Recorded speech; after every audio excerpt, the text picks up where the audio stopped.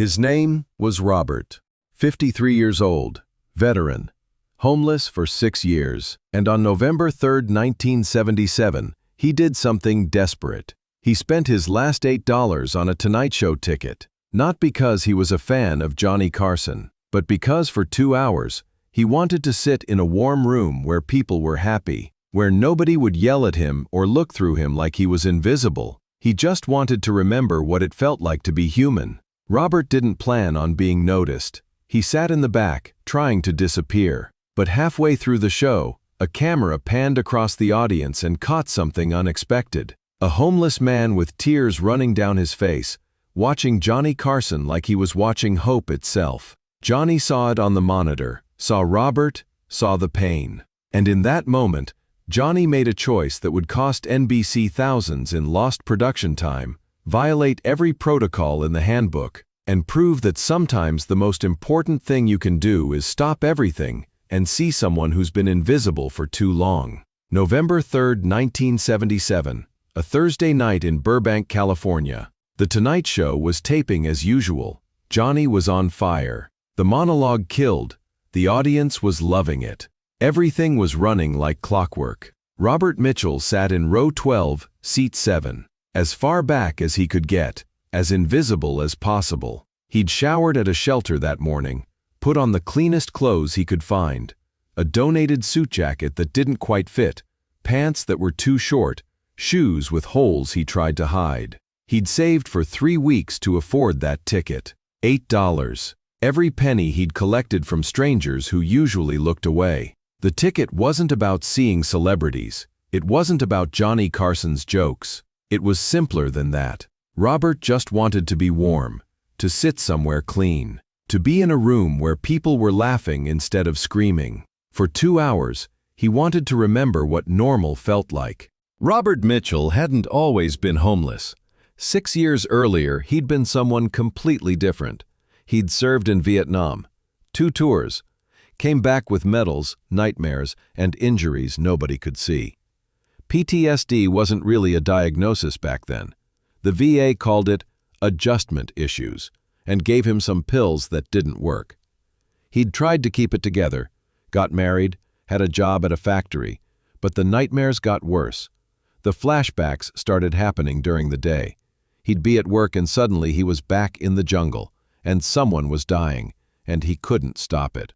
His wife left, said she couldn't watch him fall apart anymore. The factory let him go after he missed too many days. The pills ran out and he couldn't afford more. The descent happened faster than anyone would believe. Job gone, apartment gone, car gone, family gone. And suddenly Robert was sleeping under a freeway overpass with a rolled-up jacket for a pillow. 6 years of that. 6 years of being invisible. People looked through him like he was a ghost. Store owners told him to move along. Kids threw things. Cops woke him up in the middle of the night and told him he couldn't sleep there, even though he had nowhere else to go. The worst part wasn't the hunger or the cold. It was the invisibility. The feeling that he'd stopped being a person, that he'd become a problem to avoid, a thing to step around. Until November 3, 1977. The night Robert decided to try feeling human again. Getting into the studio had been easier than Robert expected. He'd cleaned up as best he could, stood in line with the other ticket holders. The security guard barely looked at him. Inside, the studio was warm, bright, clean. The seats were comfortable. The air smelled like hairspray and coffee instead of garbage and exhaust. Robert sat down in his assigned seat and felt something he hadn't felt in years: relief. The show started. Johnny came out, the audience applauded, and for the first time in 6 years, Robert was just another person in a room full of people. Not homeless, not a veteran, not a problem. Just someone watching a TV show. He didn't realize he was crying until the woman next to him moved her purse away from him. That's when Robert understood. He still looked different, smelled different. The shower hadn't been enough. The borrowed suit didn't fit right. People around him were uncomfortable. They could tell he didn't belong. Robert tried to make himself smaller, tried to disappear again, But the tears kept coming. Not sad tears, not really. Just the overwhelming feeling of being warm and safe and almost human again, even if it was only for 2 hours. Johnny was about 30 minutes into the show, interviewing some actress Robert didn't recognize, making jokes. The audience was laughing. Camera 2 did a slow pan across the audience. Standard operating procedure. Show people smiling, laughing, having a good time. Make the folks at home feel like they're part of it. But when the camera reached row 12, the camera operator saw something that made him pause. A man crying. Not happy tears, deep, painful tears. A man who looked completely out of place, but completely transfixed by what he was seeing on stage. The director noticed it in the control room. Cut to that camera. Let it linger for just a moment. And Johnny, who was famous for watching the monitors even while interviewing guests, saw it too. He saw Robert. Really saw him. Johnny stopped talking mid-sentence. The actress looked confused. Ed McMahon looked over, concerned. "Excuse me for just a second," Johnny said to the actress. Then he stood up and walked off the stage. The audience didn't know what was happening. The actress didn't know what was happening. NBC executives watching from the control room definitely didn't know what was happening. Johnny walked up the audience steps, straight to row 12, straight to Robert. He sat down in the empty seat next to him. "Hey there," Johnny said quietly. "You okay?" Robert couldn't speak, couldn't process that Johnny Carson was sitting next to him, that Johnny Carson was talking to him like he was a person.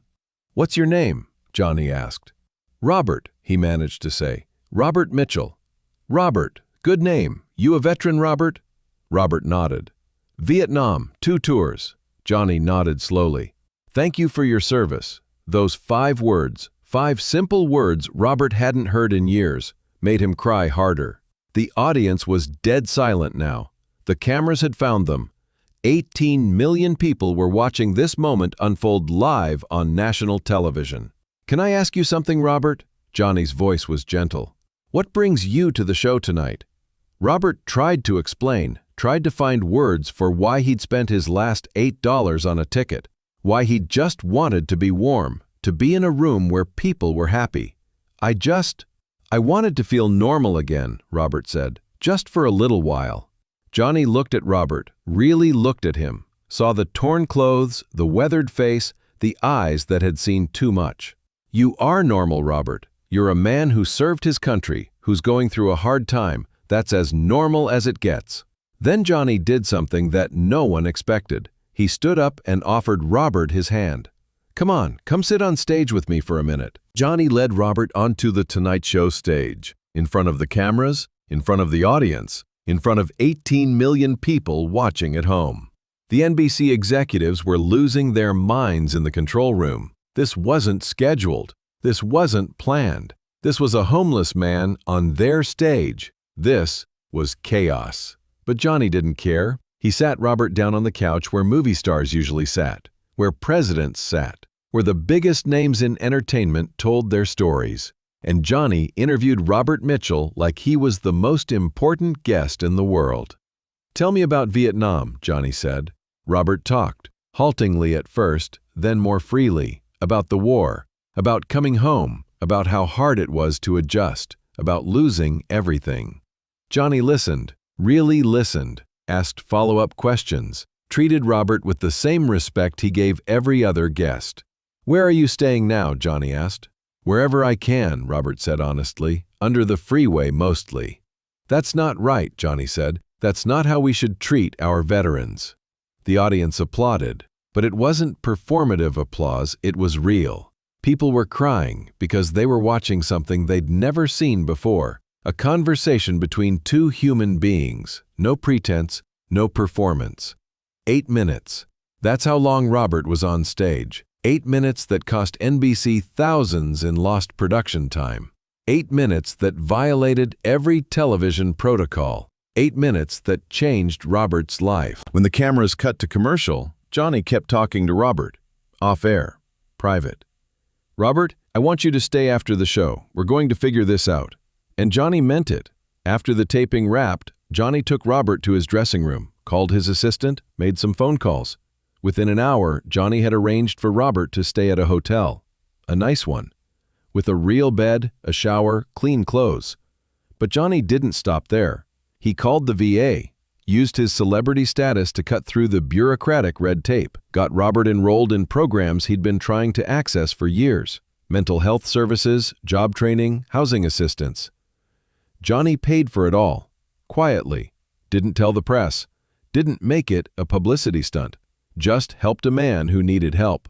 "I'm not doing you a favor," Johnny told Robert that night. "I'm just doing what should have been done 6 years ago." The Tonight Show episode aired as scheduled. NBC couldn't cut the Robert segment. It had happened live.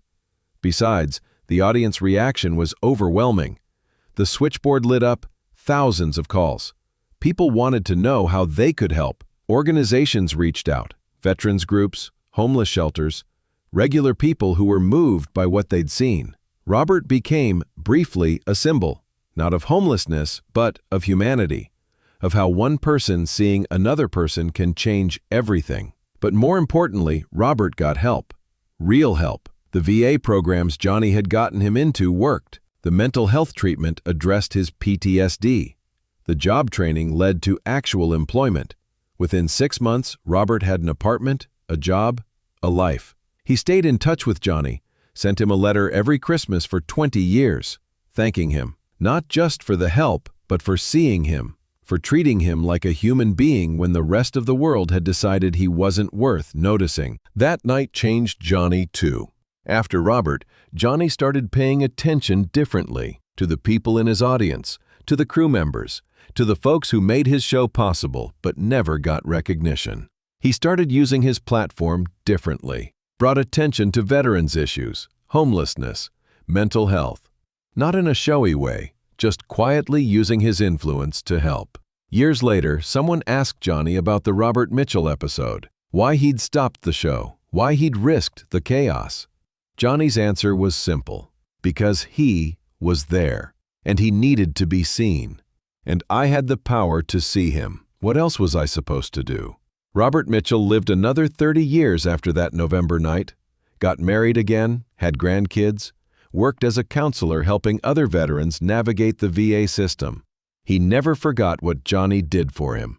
Not the money, not the connections, but the simple act of sitting down next to him and asking his name.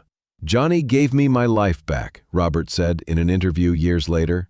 "Not because he gave me a job or a place to stay, but because he reminded me I was worth talking to, that I mattered. When you're homeless, you forget that. You start believing you're invisible. Johnny proved I wasn't." Johnny died in 2005. Robert was too sick to attend the funeral, but he sent a letter that was read at the memorial service. "Johnny Carson stopped his show for me when nobody else would stop long enough to say hello. He saw me when I was invisible. He treated me like I mattered when I didn't even believe that myself anymore. He saved my life, and he did it not because he had to, but because he believed that's what humans do for each other." Here's what people miss about November 3rd, 1977. It wasn't special because a celebrity helped a homeless person. Rich people help poor people all the time, sometimes genuinely, sometimes for publicity. It was special because Johnny stopped everything. In the middle of a live show, with millions watching, with production schedules and commercial breaks and network executives losing their minds, Johnny stopped, walked into the audience, sat down next to someone everyone else was trying to ignore, and talked to him like he mattered. That's the lesson. Not the charity that came after, but the simple act of seeing someone. We live in a world where people are invisible all the time. The homeless guy on the corner, the janitor cleaning your office, the person serving your food. We look past them, through them, around them. We're all so busy, so focused on our own lives, that we forget to see the people right in front of us. Robert Mitchell taught Johnny Carson something important that night. He taught all of us something important. Being seen, really seen, not just looked at, is one of the most powerful things you can give another human being. It doesn't cost money. It doesn't require fame or influence. It just requires stopping, looking, asking someone's name. Robert spent his last $8 to feel human again. Johnny gave him that and so much more, just by treating him like he mattered. Robert Mitchell died in 2007, 2 years after Johnny. His obituary mentioned his military service, his work helping veterans, his family. But the first line read, "Robert Mitchell, the man Johnny Carson stopped The Tonight Show for, passed away peacefully." That's his legacy, not the homelessness, not the struggle, but the moment when someone saw him, when someone with the power to help actually did. And Johnny's legacy? It's not just the thousands of interviews or the decades of laughs. It's also an 8-minute conversation with a homeless veteran that taught America what it really means to see each other. Sometimes the most important thing you can do is stop what you're doing and acknowledge that the person in front of you matters. Robert needed to be seen. Johnny had the courage to see him. And for 8 minutes on national television, they reminded us all what humanity looks like. If this story moved you, subscribe to this channel. Share it with someone who needs to remember that every person matters. Comment below about a time someone saw you when you felt invisible, or when you took the time to really see someone else. Hit that notification bell for more stories about the moments that remind us what it means to be human. Because in the end, we're all just looking for what Robert was looking for that night: to be warm, to be safe, and to be seen.